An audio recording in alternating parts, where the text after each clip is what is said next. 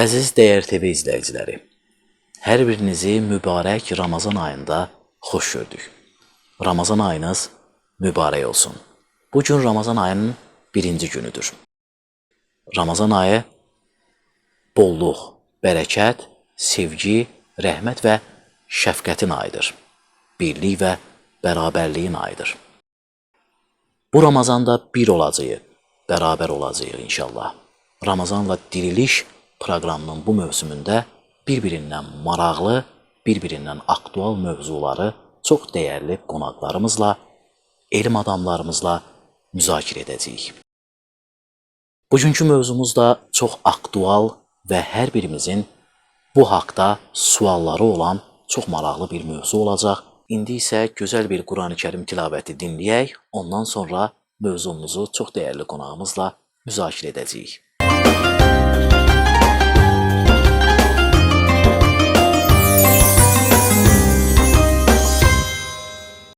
أعوذ بالله من الشيطان الرجيم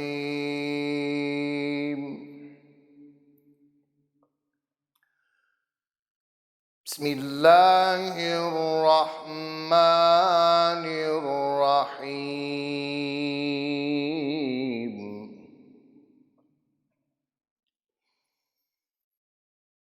يا الذين آمنوا كتب عليكم الصيام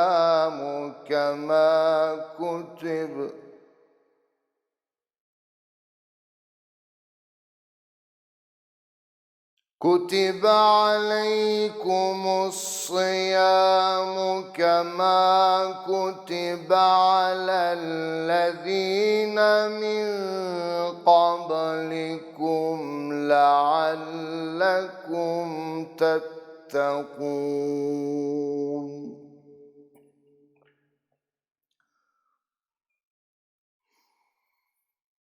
أياما معدودات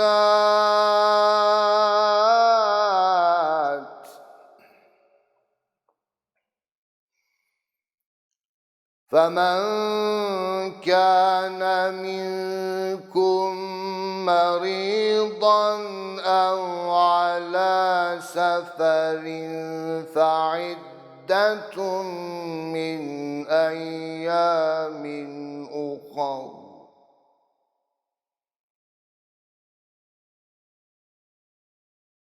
وعلى الذين يطيقونه فدية طعام مسكين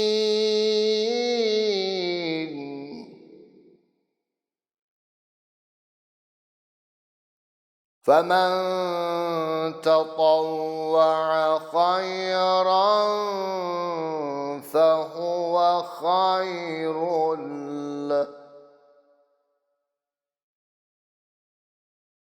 وأن تصوموا خير لكم إن كنتم تعلمون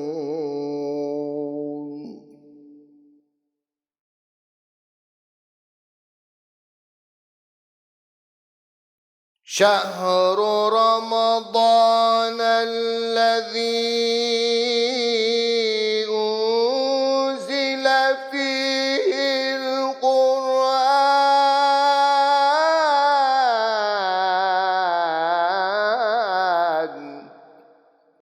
هدى للناس وبينات من الهدى والفرقان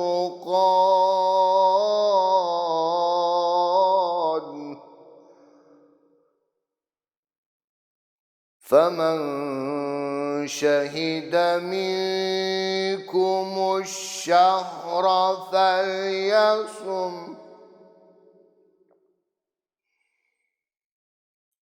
ومن كان مريضا أو على سفر فعدة من أيام أخر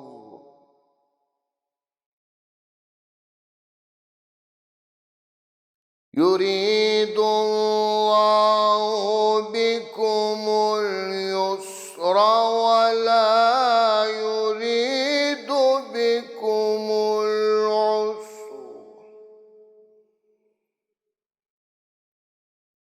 ولتكملوا العدة ولتكبروا الله على ما هداكم ولعلكم تشكرون صدق الله العظيم.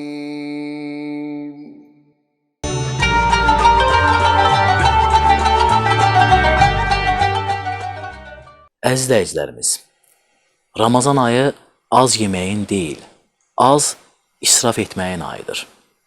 Amma paradoks budur ki, bir çox evdə Ramazan süfrələri ilin ən zəngin, ən artıq və ən israfçı süfrələrinə çevrilir.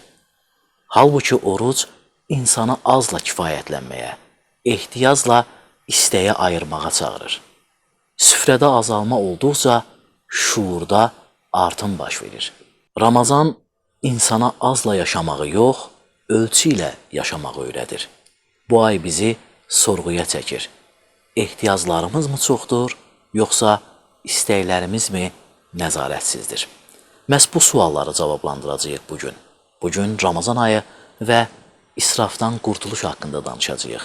Studiyamızın da qonağı çox dəyərli hədis alimi, ilahiyyat üzrə fəlsəfə doktoru Rüfət Şirinovdur. Rüfət müəllim, xoş gördük. Xoş gördük Eldar müəllim. Ramazan ayınız mübarək olsun. Allah ederim. bu ayda etdiyiniz bütün ibadətləri, bütün duaları öz uca dərgahında qəbul eləsin inşallah. Teşekkür ederim.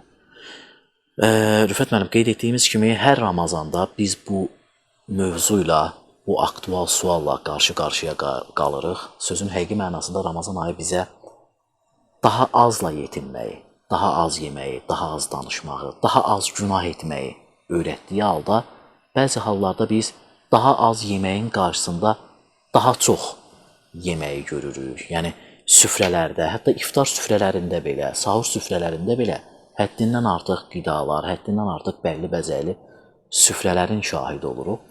Eyni zamanda bununla bərabər o davranışlarımızda da israfa yol veririk. Hərçək ki, Ramazan ayı bizə həm gözümüzə, həm əlimizə, həm bütün davranışlarımızda da məhdud çərçivələr qoyur.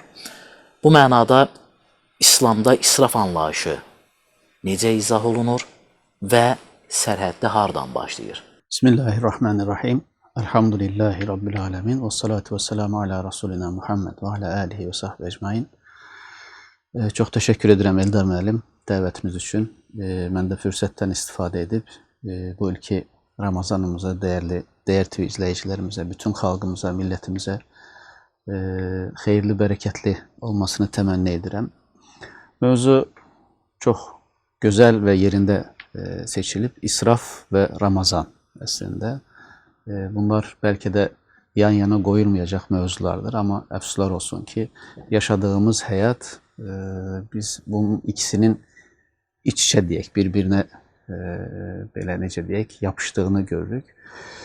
İsraf ümumiyyətlə dinimizin nəinki Ramazanla əlaqəli, ümumiyyətlə qəbul etmədiyi bir həyat tərzidir. İslam anlayışında, İslam ənənəsində xayrul umur əvsatuha deyilir. Yəni xeyirli işlərin ən xeyirlisi orta yollu olandır. Etidal bizə tövsiyə olunur. Bu ibadətlərdə olduğu kimi, xərcləmələrdə, qazanmalarda olduğu kimi bütün həyatımızın hər mərhələsində din bizə orta yollu olmağı tövsiyə edir. İsraf Rəbbimizin sevmədiyi, bəyənmədiyi, xoş görmədiyi əməllərin başında gəlir. Çünki ayələrə nəzər yetirdiyimiz zaman Rəbbimiz İnnəllaha la yuhibbul musrifin, Allah israf edənləri sevmədiyini qeyd edir. Nə deməkdir israf? İsraf əslində həddi aşmaqdır. Hər hansı bir əməli, hər hansı bir işi deyək, davranışı məqsədinə uyğun olmayan şəkildə, məqsədinin xaricində istifadə etməyi biz israf olaraq qəbul edirik. Misal üçün bunu biz ibadətlərə də şamil edə bilərik. Məsələn, namazda da israfın olduğunu qeyd edir bizim alimlərimiz. Namazda israf necə olar? Bir insan çoxlu ibadət etsə, əslində bu yaxşı deyilmi? Məntiq olaraq bu daha gözəl bir əməl, davranış olaraq qəbul edilməlidir. Fəqət biz həm dini həyatımızı əslində, həm də dünyəvi həyatımızı Quran və Həzrəti Peyğəmbər sallallahu aleyhi və səlləmin tövsiyə etdiyi həyat düsturları çərçivəsində nizamlamalıyıq. Yəni, çünki dinimizin əsas məqsədi kamil insan modeli formalaşdırmaqdır. Bunun da yollarını, metodlarını bizə öyrədən əlbəttə ki, Rəbbimizdir, Quran-ı Kərimdir. İbadətdə dediyimiz kimi namazda israf necə olar? Əgər bir insan namazı düzgün qılmazsa, onun məqsədinə müvafiq şəkildə icra etməzsə, biz o namazı israf etmiş sayılırıq. Məsələn, bir hədis-i şərifdə Rasulullah sallallahu aleyhi və səlləm buyurur ki, insan deyir, namaz qılar, o namazdan onun yarısı gedər, geriyə yarısı qalar. Ondan sonra, nə bilim, 4/3-ü qalar, 4/2-si qalar, 10/1-ə qədər, yəni 10%-ə qədər düşər. Bu namazın keyfiyyətinin zəif olduğunu, azaldığını göstərir. Halbuki Quran-ı Kərim bizə namaz insanları pis əməllərdən uzaqlaşdırdığını söylür. Deməli, problem bizim qıldığımız namazdadır, namazın özündə deyil. Yəni, xülasə, israf Rəbbimizin, dinimizin ümumiyyətlə qəbul etmədiyi əməllərdəndir. Ramazan məsələsinə gəldiyimiz zaman, Ramazanda da bizim ən çox qarşılaşdığımız, siz də qeyd etdiniz, xüsuslardan biri də ələlxüsus bu iftarlarda, sahurlarda qarşılaşdığımız mənzərələrdir. Yemək məsələsində də əslində Ramazan bir təlimdir, belə deyək, bizi həyata öyrədir, həyat vərdişlərini bizə qazandırır.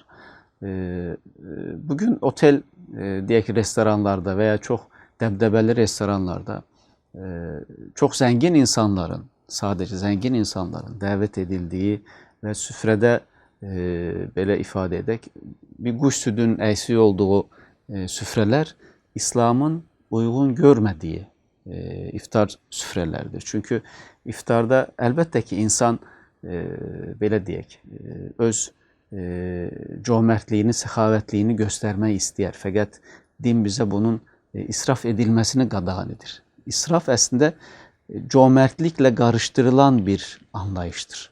Cömərtlik əlindəkini qarşıdakı insana sevə-sevə verməkdir. İsraf isə onu həddindən artıq istifadə etməkdir. Bir növ israf və İsar da insanın öz ehtiyacı olduğu zaman qarşıdakı müsəlman qardaşa və ya digər insanları daha, belə deyək, onu özünə seçmək mənasında biz deyə bilərik. Bu mənada israf isə tam tərsinə Allahın sevmədiyi bir əməldir. Bir işi, deyək məsələn, 1 manata edə biləcəyin bir işi 2 manata edirsənsə, buradakı o 1 manat artıq israf sayılır. Və ya deyək ki, bizim 2 köynək işimizi görürsə, bizim 12 köynəyimiz varsa və onunu istifadə etmiriksə, bu israf sayılır. Bu, yemək süfrələrində, iftar süfrələrində də belədir. 10 cür, deyək, yeməyin oraya düzülməsindənsə, bir növ bir yeməyin verilməsi də əslində iftarı yerinə getirir. Çünki Peyğəmbər sallallahu aleyhi və səlləm deyir, bir xurma ilə belə olsa, qardaşınıza iftar ikram edin deyir. Xurmanız yoxdursa, su ilə onun iftar etməsinə köməklik edin. Buradakı əsas məqsəd göstəriş olmamalıdır. Bugün, əfsuslar olsun, biz istehlak dövründə yaşayırıq və ancaq daha çox xərcləmə, daha çox göstəriş bizim həyatımızı həbs edib. Əslində, israf aşağılıq psixologiyasının, deyək, zəiflik psixologiyasının bir büruzə vermiş halıdır. Yani insandaki o eksikliğin, o nöksanlığın farklı şekilde tezahürüdür. Ve bu mənada belki de psixoloji baxımdan da bir xəstəlik sayılmalıdır israf. Yani biz birine deyək ki, iftar süfrəsinə çağırırıq. Orada həddindən artıq, bir də insanlar ac olduğu zaman hər halda yeməklərə daha çox həvəsli olurlar. İstifadə etməyəcəyimiz cürbəcür yeməklərin oraya düzülməsinin bir anlamı yoxdur. Diğer tərəfdən Rasulullah sallallahu aleyhi ve sellem məsələn ən pis toy yeməyinin imkansızların çağırılmayıb, imkanlı insanların çağırıldığı süfrə olduğunu qeyd edir. Bunu da biz Ramazanımızdaki o israf anlayışının içərisinə daxil etməliyik. Əgər biz iftar süfrəsində daha çox belə deyək, imkansızları deyil, imkanları yaxşı olan insanları nəzərə alırıqsa və digərləri bizim heç gündəmimizə gəlmiriksə, onların ac qalması, onların necə oruç tutup tutmamaları bizi narahat etmirsə, bu bir növ bizim dinimizin Ramazanla bizim aramızda təsis etmək istədiyi o qardaşlıq anlayışını, o ümmət anlayışını anlamadığımız mənasına gəlir. Yəni, xülasə Eldar müəllim, israf Allahın bizə istifadə etmək üçün verdiyi hər hansı bir neməti onun məqsədinə uyğun olmadığı şəkildə istifadə etməyimiz və hədər etməyimiz mənasına gəlir. İsraf əslində çox geniş bir məfhumdur. Biz təkcə bunun maddi tərəfini başa düşürük. Hətta bugün bir küçə sorğusu keçirsək, israf nədir deyə, yəqin ki, əksər insanlar ya yas mərasimlərini dilə gətirəcəklər və ya toy mərasimlərini dilə gətirəcəklər. Əlbəttə bu israfın bir tərəfidir və ya çox belə dəbdəbəli geyimlərimiz, evlərimiz bunu dilə gətirəcəklər. Ancaq İslam dini bütün yönümüzü, bütün hər tərəfli bizi əhatə etdiyinə görə biz sadəcə buna maddi tərəfdən baxa bilmərik. İşin mənəvi tərəfdən də biz israfa əhəmiyyət verməliyik. Məsələn, günümüzdə vaxtla əlaqəli israf heç gündəmə gəlmir. Hər birimizin əlində deyək ki, son model mobil telefonlarımız var. Saatlarımızı sosial şəbəkələrdə keçirdirik və ya saatlarla biz belə deyək, heç bir faydası olmayan kinolar izləməyə sərf edirik. Amma bunu heç düşünən yoxdur, əfsuslar olsun ki. Eyni şəkildə, məsələn, bir telefon alırıq, 5000 manata, misal üçün deyirəm. Aldığımız telefonun biz bəlkə 10%-dən istifadə edirik. Amma o telefonun etdiyi icraatı 1000 manatlıq telefon da edirsə, bu israftır. Yəni, oradakı 5000 manat yox, din bizə 1000 manata alıb, o 4000'i də əgər pulun varsa onu təsəddüq etməyi, sədəqə verməyi, insanlara əl tutmağı, fağırların, yoxsulların ehtiyaclarını təmin etməyi bizə tövsiyə edir. Yəni, İslamı bu şəkildə, bu tərəfdən baxmaq lazımdır. Eyni şəkildə, məsələn, Rasulullah sallallahu aleyhi ve sellem bu təlimi bizə dəstəmazla göstərir. Günümüzdə deyək ki, ən çox gündəmə gələn məsələlərdən biri su qıtlığın yaşanmasıdır. Bir gün bədəvinin biri gəlir, deyir ki, ya Rasulullah, mənə necə dəstəmaz almağımı öyrət. Rasulullah sallallahu aleyhi ve sellem də bu mənada çox qənaətkardır. Yəni, suyu istifadə etmə məsələsində, həyatın hər mərhələsində. Və bu şəkildə dəstəmaz al deyir. Çox kifayət miqdarda su ilə dəstəmaz alır. Kim bundan artığını əgər istifadə edərsə, o adam israf etmiş sayılır deyir. Hətta sahabənin biri sudan çox istifadə etdiyi zaman deyir ki, sən israf etdin, niyə çox su işlədirsən? Deyir, ya Rasulallah, mən dəstəmaz alıram, dəstəmaz üçün də heç israf olar. Deyir, nə olursa olsun, nə üçün olursa olsun, hətta deyir, sən çayın kənarında olsan belə, o suyu həddindən artıq istifadə etsən, o da israftır. Əslində, çay kənarında dəstəmaz almaq, məsələ orada suyu israf etmək deyil. Peyğəmbər sallallahu aleyhi ve sellem bizə bir anlayış, bir belə deyək, yəni məsələnin şuurunu qazandırmağa çalışır. Yəni siz çay kənarında olsanız da sudan az istifadə etməliyik. Bu o demək deyil ki, adam məsələ deyər ki, mənim imkanım var, mən istədiyim kimi pulu xərcləyərəm, mən heç kimdən də oğurlamamışam, öz əziyyətimdir. Deyil. Din sənə etidal şəkildə yaşamağı tövsiyə edir. Çünki İslam anlayışında el-mülkü lillah, mülkün sahibi Allah'tır. Bizim sahibimiz de Allah'tır. Sahibimiz bize ne cür istifade etmeyi gösterir. Mesela deyir ki, yiyin, için israf etmeyin. Tabii yemek, içmek, halalından yemek problem yoktur. Eğer biz kazancımıza da haram kazansak, bu da israftır aslında. Biz o kazancımızı harama çevirmiş oluruz. Bu bakımdan düzgün qidalanmaq, təmizindən yemək, halalından yemək, halalından qazanmaq, bunlar hamısını biz israf çerçevesinde düşündüğümüz zaman israfın ne kadar geniş bir mefhum olduğunu rahatlıkla görebilirik. Resulullah sallallahu aleyhi ve sellem deyir ki, bize bu suallar soruşulmadan ahirette biz yerimizden terpenmeyeceğiz. Mesela ömrümüzün harda kazanıp harda xərclədiyimiz, bayaq qeyd ettiğimiz zamanla alakalı bizim mefhumumuz var. İsrafa diqqət çəkir. İki nimet var deyir. Bunda insanların əksəriyyəti deyir, aldanmıştır. Əs-sihhə vəl-fərağa. Sağlamlıq və boş vaxt.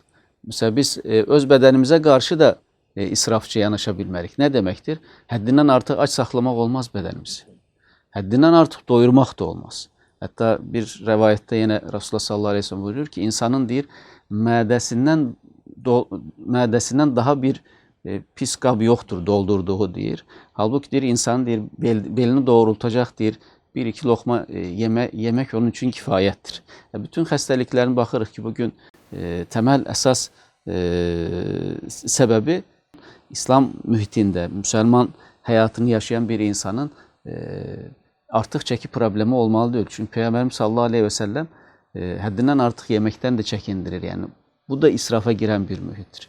Geyimimize geldiğimiz zaman elbette biz nizamlı, güzel giyinmeliyik ama gösterişli giyimden uzaklaşmalıyız. Çünkü israfın bir tezahürü de aslında tekebbürdür, riyakarlıktır, gösteriştir. Kabul olunmayan tarafı budur.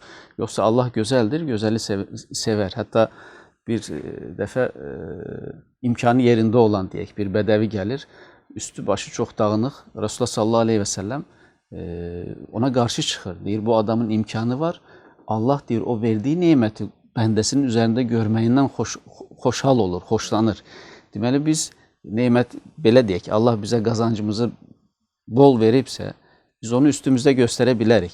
Ama burada həddi aşmamaq məsələsi, gösteriş olmamalıdır bizim bu xərclərimizdə deyək.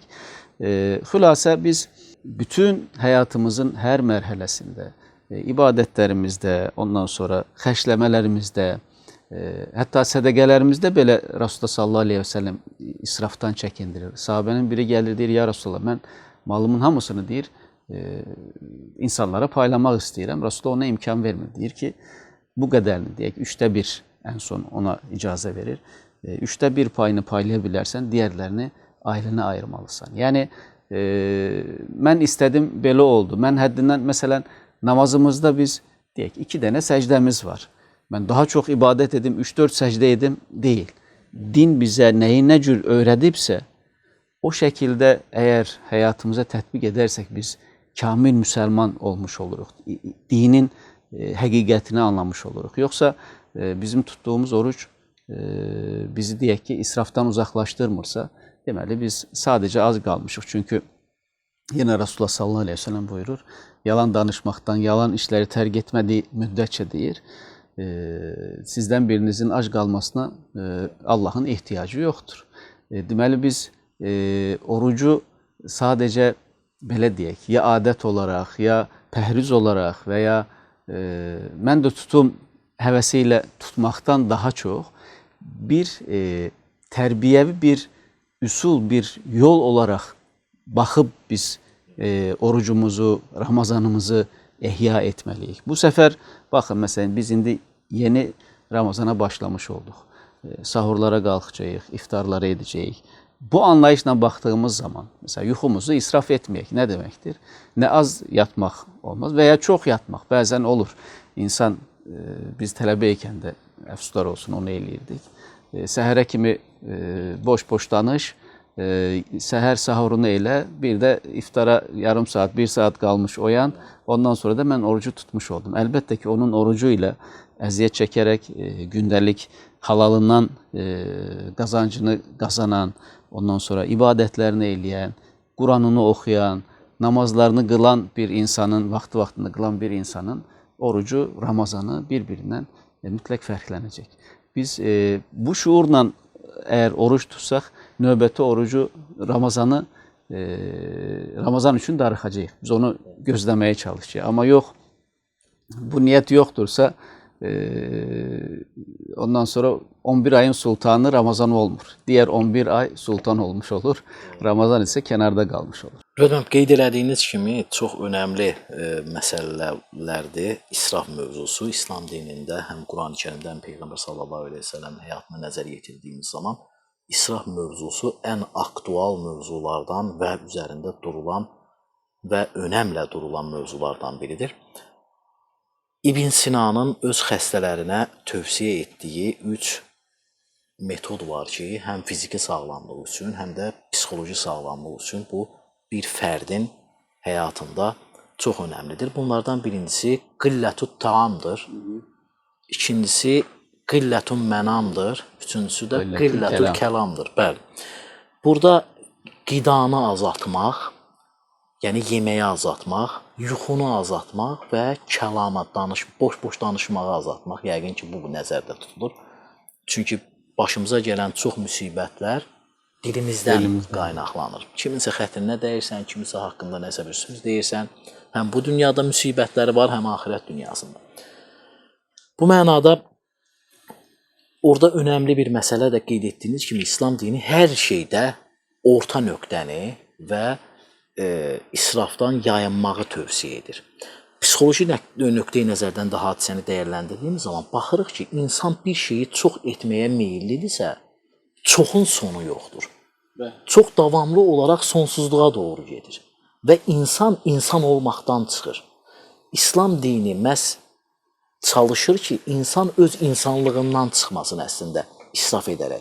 Çünki insan yeməkdə israf edir, sonra zamanda israf edir. Zamanda israf edən ömrünü israf edir, ömrünü israf edən əməlini israf edir. Yəni, bütün həyatını israf edən insan doyumsuzdur və bu doyumsuzluq davamlı olaraq davam edir.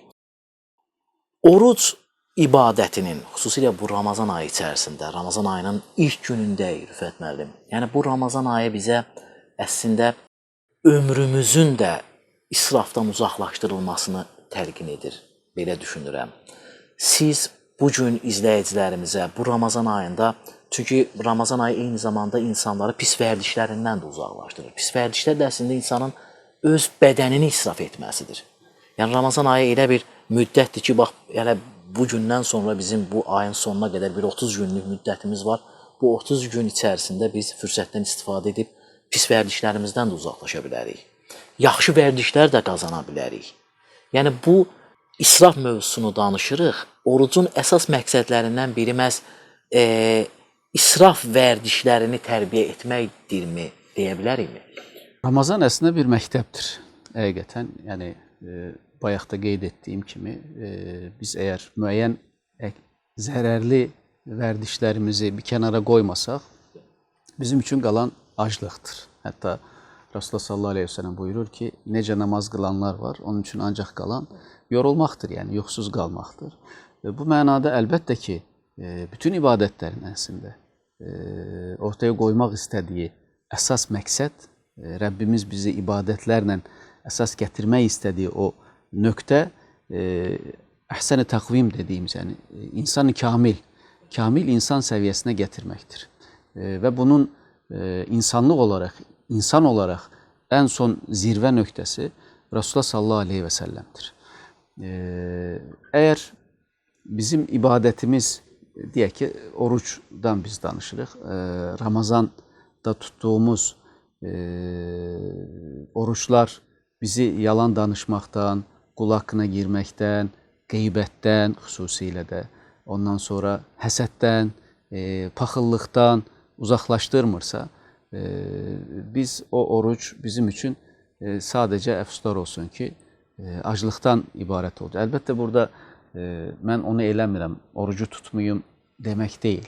Bizim məqsədimiz düzgün oruç tutmaq. Çünki Həqiqətən el arasında bəzən eşidirik. Ramazan gəlir, mən oruç tutacağım və çəki atacağım. Ramazan, yəni oruç çəki atmaq üçün tutulan bir vasitə deyil. Oruç nəfsimizi tərbiyə etmək üçün tutulan bir ibadətdir.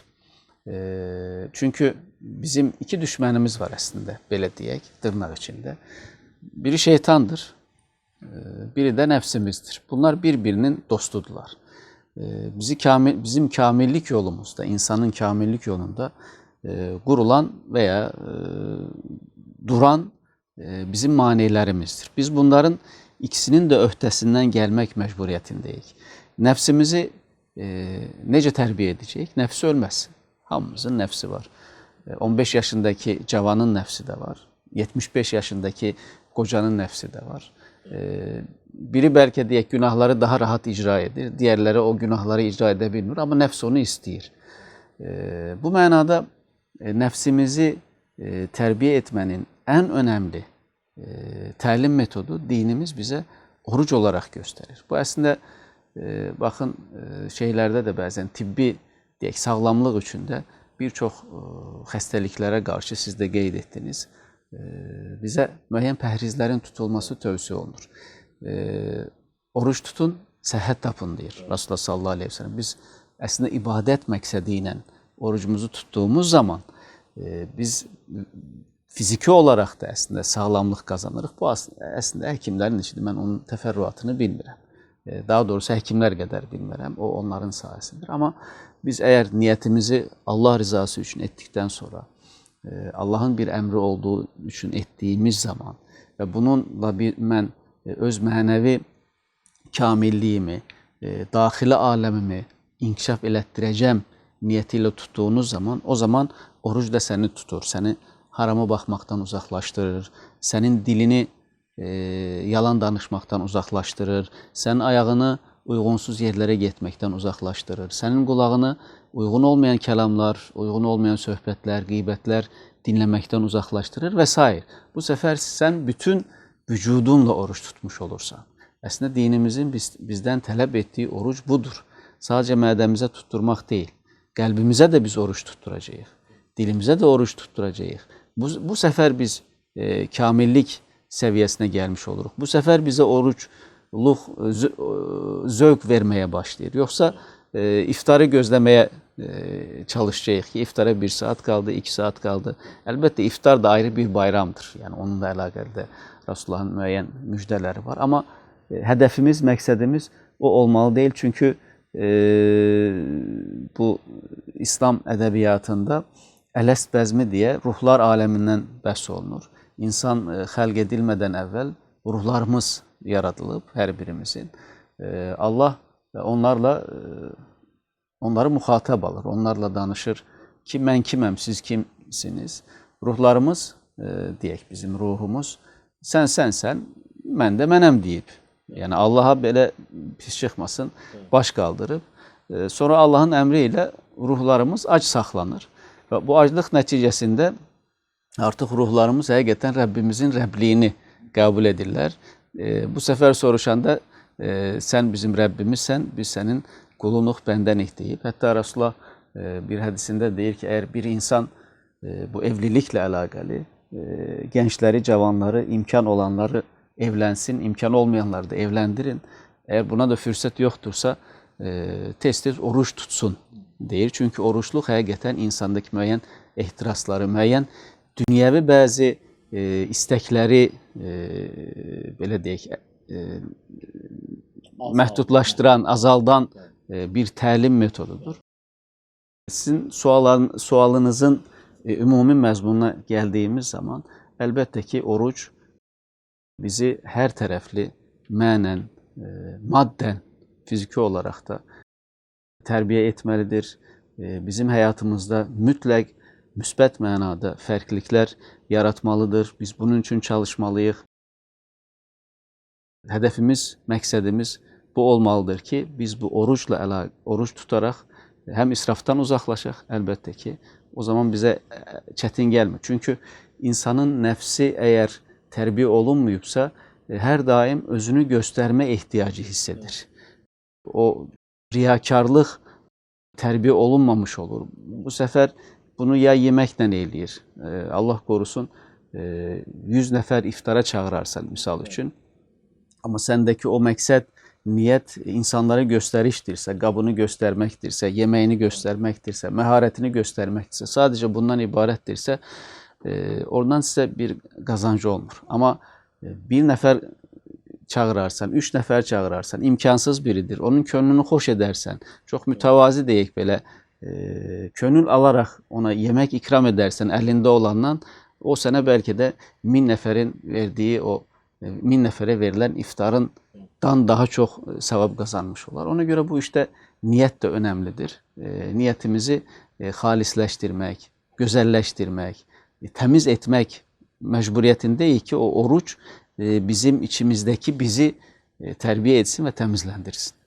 Rüfət müəllim, son olaraq bizim izləyicilərimiz üçün bu israf mövzusu ilə bağlı izləyicilərimizə nə tövsiyə verərsiniz? Onlar həm konkret başlıqlarla, onlar yeməklərini israf etməmələri üçün nə etməlidirlər?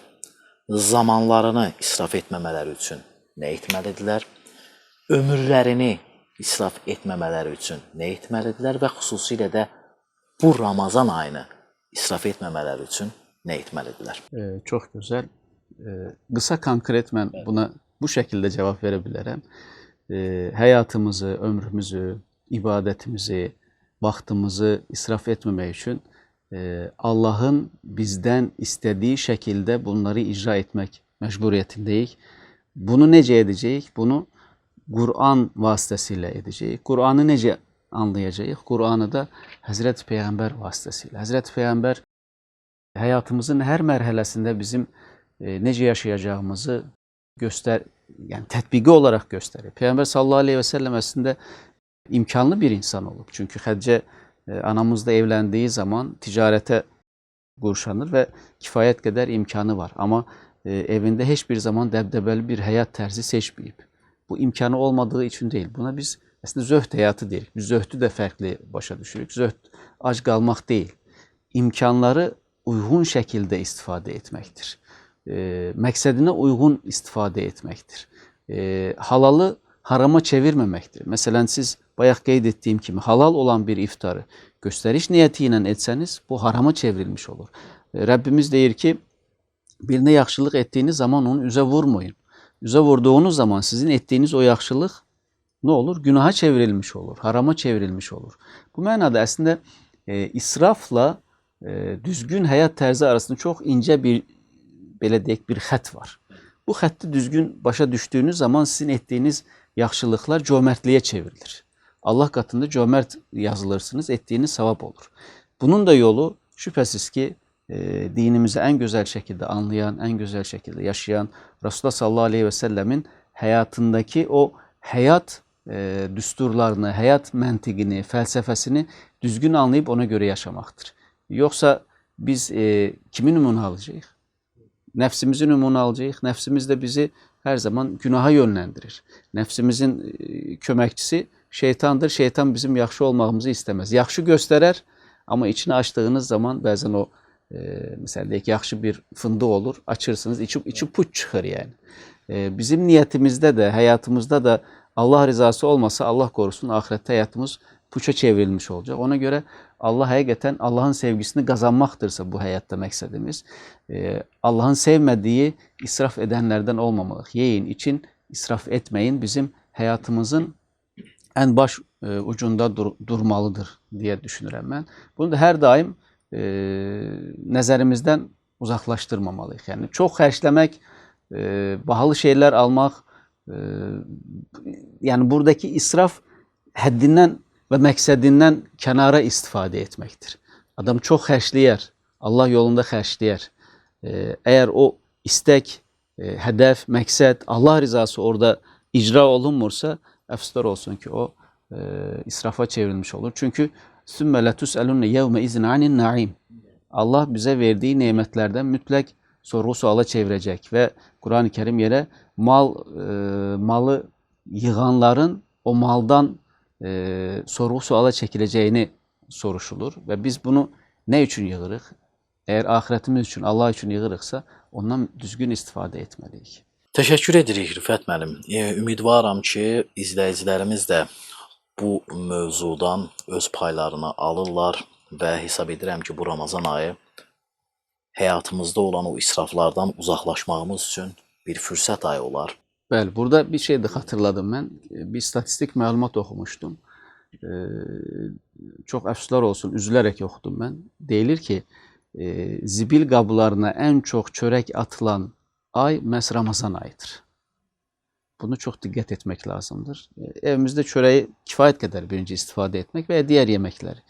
Əgər o həddindən artıqdırsa, onu qonşuya, qonaqlara, imkansızlara da paylamaq lazımdır. Qonşusu açkən tox yatan bizdən deyil deyirik. Bu tərəfdə biz iftar süfrəsində israf edirik. Yanı başımızdakı qonşularımız bəlkə də iftar edəcək yeməyi yoxdur. Bunu paylaşmalıyıq. Ramazan bunu təsis etməyə çalışır. Bəli, Rüfət müəllim, bu ərəb ata sözlərində də deyirlər ki, əl-cu'u yuallimul qalbə rahmə. Aclıq insanın qəlbinə rəhməti, mərhəməti öyrədir. Ac olmayan insan acların nə halını, nə də onun yaşadığını anlamır. Toxun acdan xəbəri olmur. Yusuf əleyhissalam deyirlər ki, sən həm peyğəmbərsən, həm də dövlət adamısan, nazirsən. Niyə özünü ac saxlayırsan, niyə oruç tutursan? Deyir, mən ac olmasam, deyir, qorxuram ki, deyir, acların halını başa düşmərəm.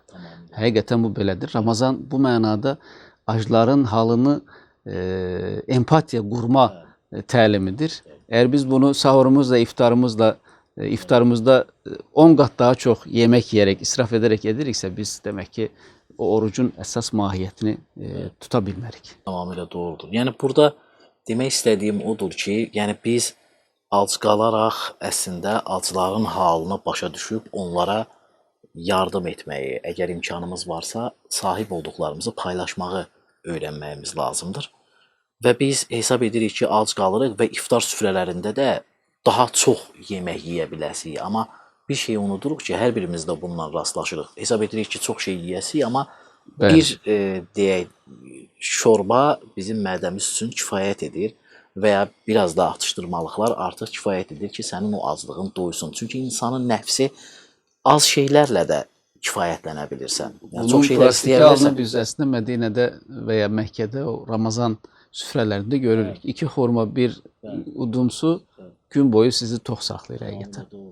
Yəni, bizim istəklərimizlə qarşılaşdığımız reallıqlar arasında bir fərqliliklər var. Onu əvvəlcədən bilmək lazımdır ki, yəni israfı ona görə etməyək. Yəni adam iftara az qalmış marketə girir, acdır.